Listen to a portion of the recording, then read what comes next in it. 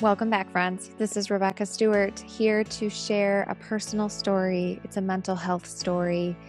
This is raw, this is real, and this is unscripted. Do you know somebody with schizophrenia? Are you somebody with schizophrenia? If so, I just want you to know it's not a death sentence. I truly believe that God uses some pretty tough challenges to bring on major blessings. My mom was born in a small Midwestern town. She had 6 siblings and was in the middle. So she wasn't the oldest and wasn't the youngest. My mom was born in the 40s, so life was slower paced. I've asked my aunts about it. Were they abused or anything? No, it was just a average middle class upbringing. So my mom had her first psychotic episode at 19. And then she went to a couple different facilities and ended up at Winnebago Mental Health Institute. My aunt, her sister, also went to did the same thing as my mom, basically. So the two sisters had it, but my mom had a more severe case of it. And just so you know, not all mental illness fits the same categories. Some people hear voices, some people hallucinate, some people just have clouded thinking and occasional paranoia. I mean, everybody, it looks different. So, I mean, there's lots of different diagnoses. I'm not going to get into the differences. We're just going to talk about my mom and her schizophrenia. And I hope that it helps you. Again, this isn't coming from a doctor, this is coming from someone that lived it and experienced it. So, after she rehabilitated and found some medication that helped her, she was actually placed in an apartment with an older woman that was like a mentor. And so this older woman would just make sure she stayed on her meds, and it was kind of like a support system.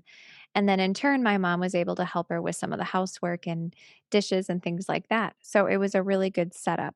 I would say for about 4 or 5 years, she lived with this woman, and she did have some hospitalization here and there, maybe once a year, once every couple of years.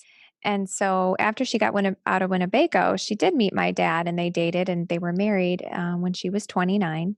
They were married for 10 years, and she was on birth control. So there was going to be no children, no baby making. She knew better. She knew that she just may not be well suited or not be a good mom, whatever. Then, towards the end of her relationship with my dad, she decided to go off birth control. She wanted to try being a mom. And so I don't know the whole reasoning behind it. I don't know what made her decide that.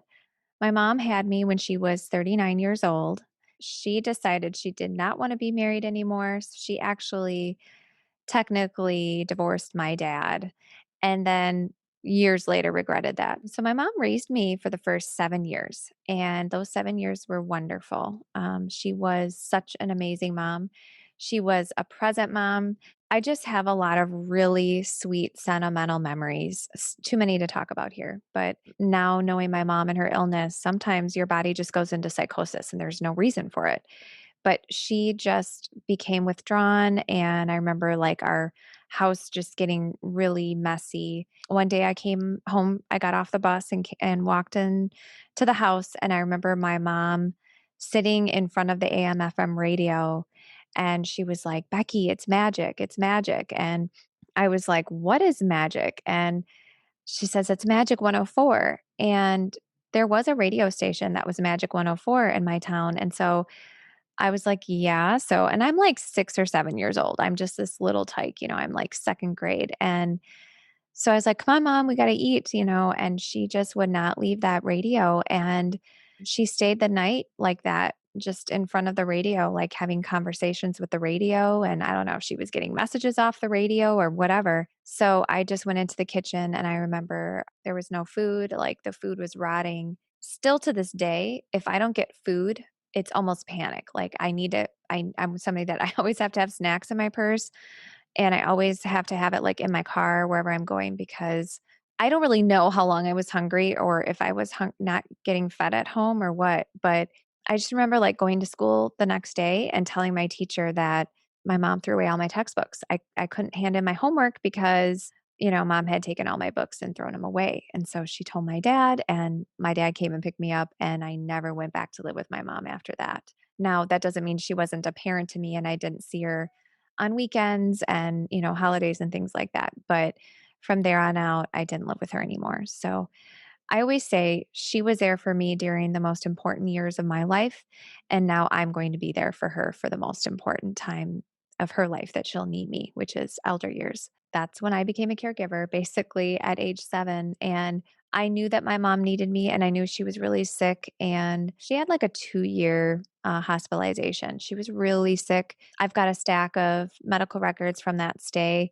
She went down on a feeding tube. She just stopped eating. She was eating pieces of her nightgown and drinking her own urine because they would put her in isolation. So back then, I don't know if they still do it, but they would like put her in and like strap her down in a one room cell and she would just like try to eat everything or try, I mean, you're in total psychosis. You don't know what's going on. Still to this day, she has a few flashbacks of that. And that was just a really hard time. The only thing that did help her was shock therapy. And I don't know what the technical term is, but they shocked her brain and it kind of like rebooted her brain. And it gave her a long period of peace. She went to a halfway house and until I was about 8 or 9, and then she was able to move into an apartment building, a low-income apartment building, and I think she lived there for almost 10, 15 years, so she did really well during that time.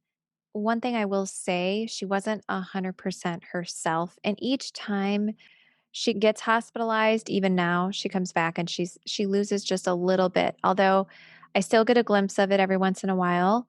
The brain is, like a radio, it goes in and out, and so sometimes I get a lot of her and I can just see that spark and I'm like, "Oh, that's my mom. That's Lainey." She went back to her apartment and I was like a sophomore in college, junior in college, when the doctor ordered a mental competency exam for her and she failed it. And then they basically had a hearing and they invited me to come. And of course I came because I didn't want to get into trouble. They deemed her mentally incompetent and they deemed me guardian of person and estate, which just means that I was in charge of her and I was in charge of her bills, decisions about her care and her meds, and also financials. And I was just like 21 at the time. I didn't know anything about anything. So I just remember feeling completely overwhelmed. I had no idea the responsibility that I was getting into. I think within 3 months of being her guardian, I had to move her in assisted living and other really awful things, like I had to get all her teeth pulled. That was down the road, but her teeth were rotting and she would not go to the dentist anymore. And so I found an orthodontist that was willing to pull out all her teeth and give her dentures in a day. You might be grieving over the loss of your loved one if they've recently had a diagnosis of schizophrenia, especially if you have a child, like an adult child or a teenager that's just been diagnosed. You have to embrace it. And it's really, really damn hard. And I would say let yourself grieve for a year, let yourself grieve. But after that, you're going to have to accept that that's where your loved one is at. And I learned this, it took me at least a decade. So, I mean, if it takes you a decade, you're right on track to stop wishing my mom would go back to the way she was when I was little. And she now is in the nursing home. And some days she can walk, and other days she's in a wheelchair. Some days she can talk and connect with me, and other days she can't. And so it's always changing, and I have to just accept where she is today. Take care, friends. I hope that this blessed you. We'll be in touch. God bless.